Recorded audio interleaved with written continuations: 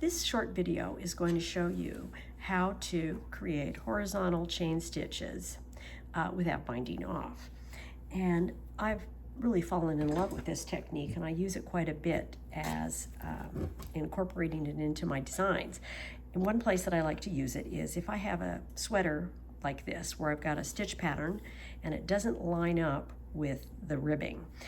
Getting a ribbing using this stitch pattern would not work. It just would not work. And I do want the ribbing at the bottom.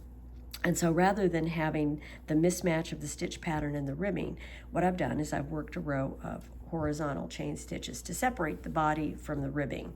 And it's just a nice detail, I think. Makes it look a little more finished. I've also done the same thing on the neckline. And if you can see, I've got the chain stitch going all the way around the neck and on the back as well. And it just gives it a bit of a more professional finished look when you do that. Now, to do that, you just pick up stitches as you normally would, and then on the first row around, you work the horizontal chain stitch, and then you switch over to the stitch pattern that you want. Now to do this, and I'm just gonna straighten this up a little bit, you just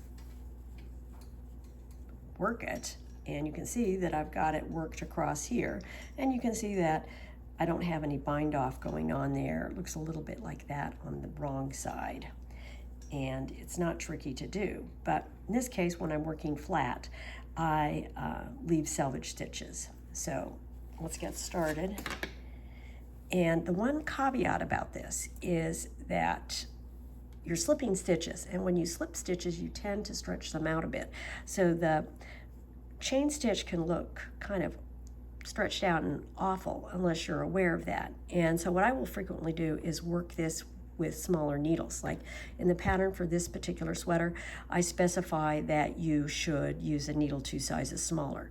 That's not necessary, but you just have to be aware of that. And if you want to not go down a needle size, you just have to remember to tighten up after each stitch. Now, just work my selvage stitch as normal, and then I'm going to start the chain stitch, and I'm going to use 2 stitches are required. I knit them both.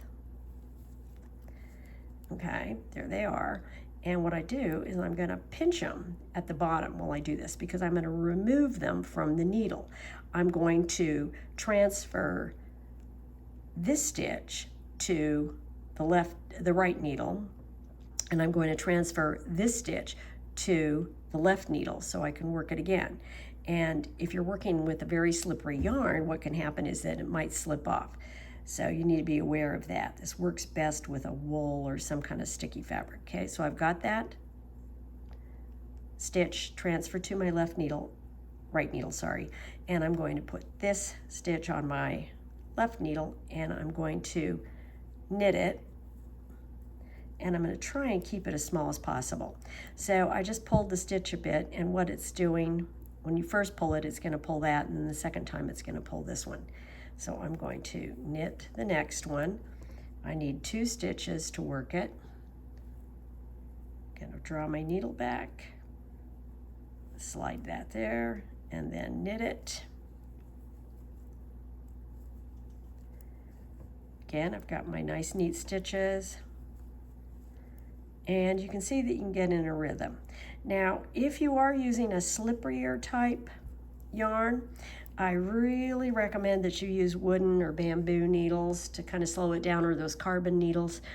I like to use really slippery, pointy needles, and it doesn't always work well for some yarns that I've tried this with.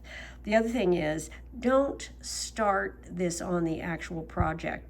Try it first on a small swatch so that you can see how it's going to go, because it's not worth doing if you can't keep your tension even, keeping those stitches about the same size. And that's one reason why I kind of recommend using a smaller needle size, is because it tends to be a bit more consistent if you do that. So that's the horizontal chain stitch, and that's all I got to say.